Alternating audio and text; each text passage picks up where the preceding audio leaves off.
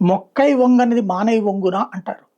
మనం ఏదైతే మమతా బెనర్జీ విషయంలో చేసిన తప్పు కేజ్రీవాల్ విషయంలో చేయకూడదు. 15 సంవత్సరాల దరిద్రం ఇద్దరిది కూడా చూసాం. చూసాక కూడా మారకపోతే కష్టం. ఎందుకంటే దేశం పట్ల వీళ్ళకి ఎట్లాంటి ప్రేమ ఉండదు. దేశంలో విద్వేషాలు రగిలించి బ్రతుకుతాం అనుకుంటారు. నేను హిందువులకి సంబంధించి జరిగే అన్యాయాల గురించి మాట్లాడతా.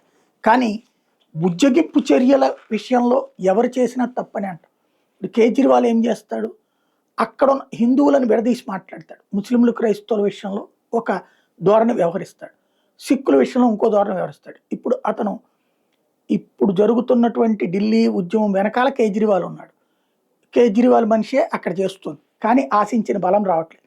కాబట్టి కేజ్రీవాల్ నిరంతరం అయోధ్య అంశాన్ని తీసుకొస్తున్నాడు. అయోధ్యకి ఏమైనా పోయాడా? అయోధ్యకి ఇంతకుముందు సమర్థించాడా? లేదు.